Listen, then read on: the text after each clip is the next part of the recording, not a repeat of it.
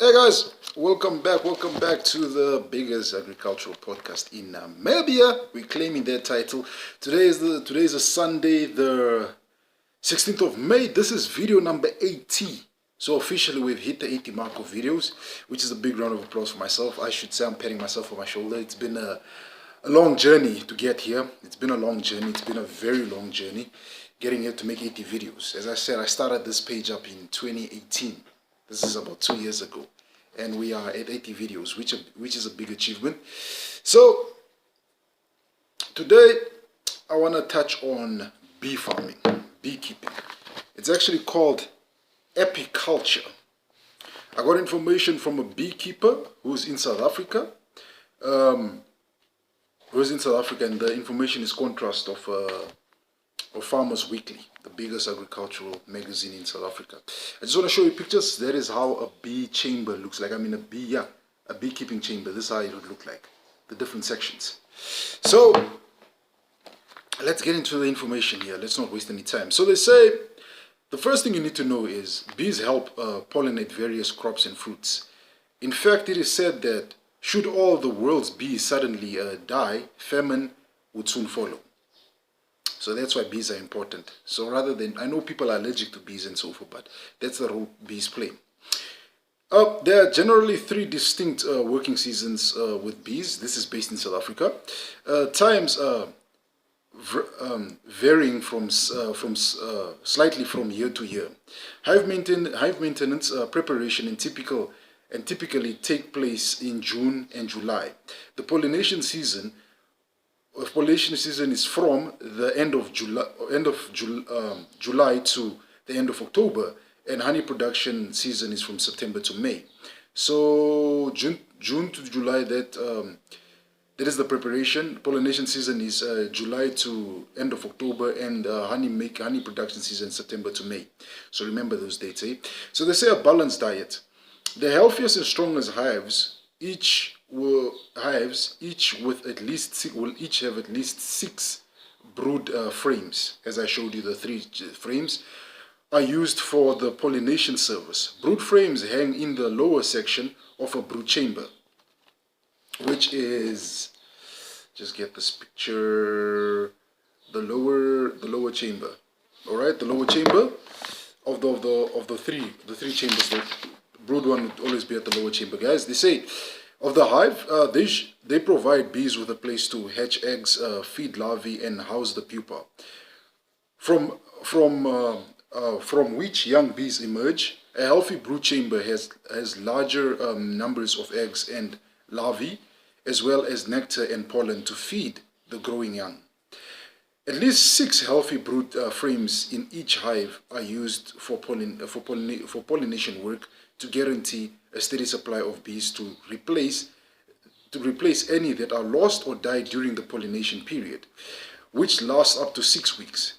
To get my hives, this is what the farmer said, to get my hives ready for pollination work, I take approximately 1,500 hives needed to areas around the place he farms. In the area he farms of Wienen. He farms in an area called Wienen in South Africa, KZN, KwaZulu-Natal, Durban area. In Wienen with dense wild aloe population and citric orchards. During these 2 months, June and July, the bees gather protein-rich pollen from the aloes and citric trees. Craig also feeds them a sugar water solution to provide the carbohydrates they need, but which are in short supply in the wild at that period of time. I believe it's in June. Bees need a balanced protein and carbohydrate diet to stay healthy, he notes. The sugar solution consists of 75 kg white sugar and 210 liters of water.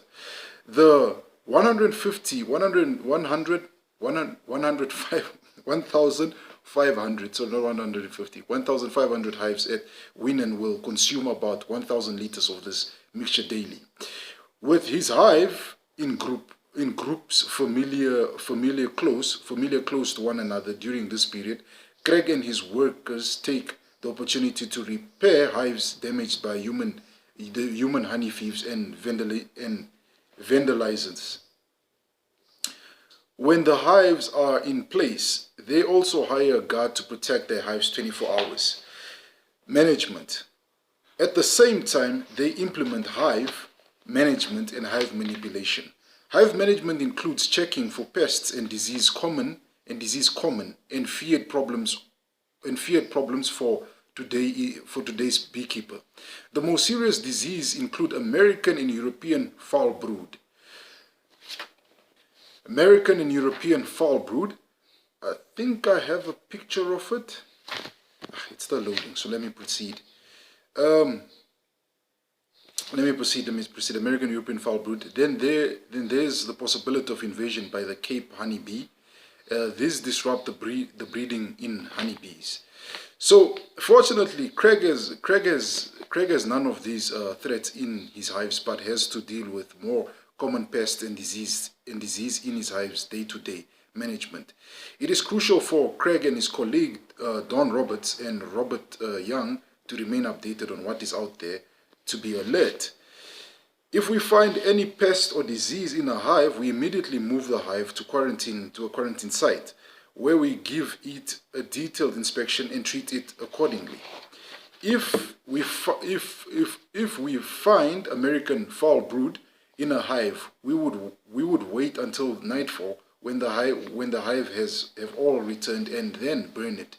One aspect of hive manipulation, meanwhile, involves ensuring that there's enough space in each hive for the queen to reach each brood frame to lay her eggs. So here would be when collecting honey. He says most of this is contained in the super frame, which hangs in the top part of the hive, called the super chamber. All right, just showing you guys a super chamber. I hope this is clear. Okay, it's a bit clear. The top part of the structure. This is the super chamber. Middle or super chamber for honey. The second structure and the first structure. So the medium super for honey is where the honey looks like honey would be produced on the top part of the say, because it says which hangs in the top part of the hive is called the super chamber, which is this top part that I showed you guys. In the super chamber is full. The bees will start building honeycombs anywhere else they can find, including the brood frames. To avoid this, Craig and his team immediately collect all the honey from the super chamber, as well as excess honey from the super chamber. It says, okay, as soon as the hive arrives back in Winnen, that's when they collect the honey, when it arrives back on their farm. They then remove the brood frames made from recycled beeswax. These form the subtract. Then they take the subtract that encourages the bees. This form the subtract that encourages the bees to build a new brood comb. This forms the new subtract that encourages the bees to build a new brood comb, in which the queen can lay the eggs for a new generation of bees. Pollination. As I said, this is in South Africa, guys.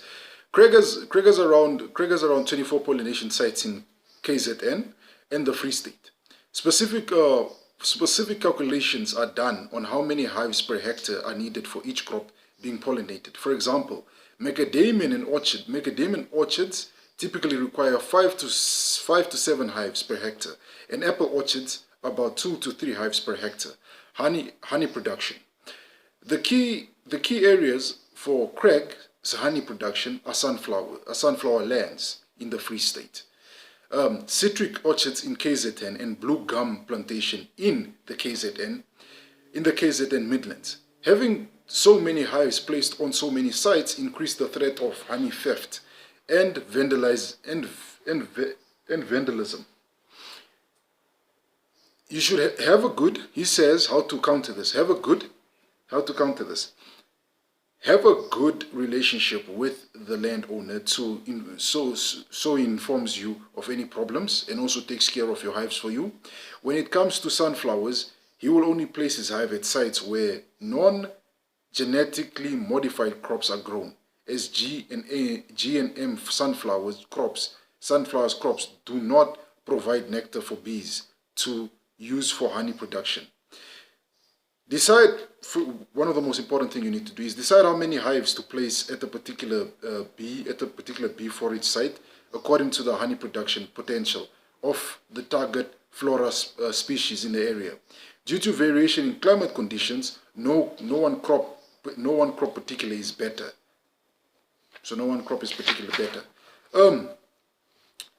Then other for honey production. He explains, I use past experience on the performance of the bees at a specific forage site to decide whether to place hives there or to move to a new forage site. Climate and other factors such as environmental disturbances can also turn a usually productive site into a poor one. So he says being a bee farmer is hard work, and he explains, the potential to make good money from bees is there, says Craig, but he adds, apiculture is very hard work. Being stung by bees every day is just one of the things you can look forward to as an apiarist. It looks like a simple enterprise, but it is far from it, says Craig. He suggests that newcomers either start small and grow as they gain experience, or first work for an experienced commercial apiarist until they have enough experience to go out on their own. While it may not be too expensive to establish a commercial apiary, Craig explains that the daily running costs, especially transportation and labor, can be prohibitively expensive and must be carefully managed. And also find a safe and suitable bee forage area finding a safe and suitable bee forage area can also be challenging. So those are the challenges you might face if you want to get into beekeeping, which is called apiculture, and you will be called an apiarist, and you establish a commercial apiary. So that's my 2 cents on beekeeping.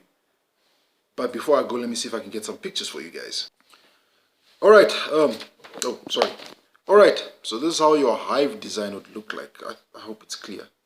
So you got your medium, super for honey, and queen excluder. Then you got your second, deep super for brood, and you got your first, deep super for brood. And then you got your stealth rake and your screen bottom board. So this is how your modern day bee hive keeping equipment would look like. That's what you'd need. Alright, let's see if I can get the different layers. So those are my 2 cents, guys, on the hive design, how it looks like nowadays in the different first super layer, second deep super brood, third deep super brood, stilted screen. Then you get your rack and all these places. I have no experience doing beekeeping, but somebody just asked me if I could get some information on beekeeping and do a video on it. I did it. I hope my inexperience didn't show, but I believe it came out there at a couple of times, because I'm not a beekeeper. But once again, I'm not a beekeeper, but as a farmer you have to do uncomfortable research. As I've mentioned this before to you guys on many videos, that as a modern day farmer you should be willing to research on topics that you have no knowledge about, have no experience about. You need to, so you learn. So as I say, I learn as I go. But right now, guys, I just want to say thank you very much once again for watching this video, and thank you very much to the people who have supported me this far. I have reached 80 videos. This is video number 80. I should have celebrated when I hit 50 videos, but I didn't have the opportunity. What do we have? I think I got a whiskey. Just hold on. So I got a whiskey that I've been drinking for a while. It's Johnny Walker Black Label, age 12 years. So we're just going to have half a glass of this just to say cheers to 80 videos, man. And thank you very much to everybody who's been supporting me. 100 videos. We're about to hit 100 videos very soon. So thank you very much, guys, for the support.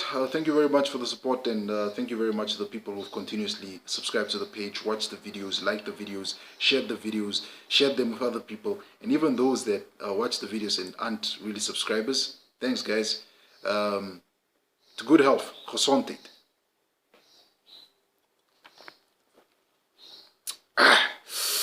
Have yourself a good Sunday. Bye for now.